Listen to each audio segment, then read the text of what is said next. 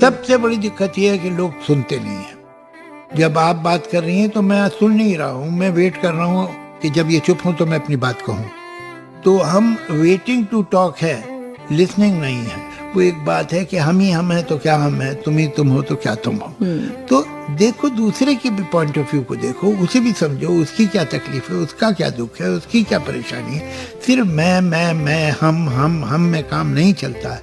इतनी जो self centred attitude या अपनी सेल्फिशनेस अगर होगी आप में, सिर्फ अपने को देखें, अपनी परेशानी, अपने दुख, अपनी मुश्किल, अपने आराम, अपनी खुशी को देखें, तो दुनिया में गड़बड़ होती है कि हम दूसरे को नहीं देखते, उसे समझने की कोशिश नहीं करते।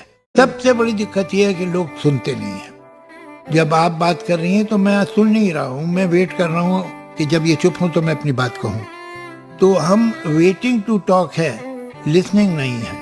वो एक बात है कि हम ही हम हैं तो क्या हम हैं, तुम ही तुम हो तो क्या तुम हो।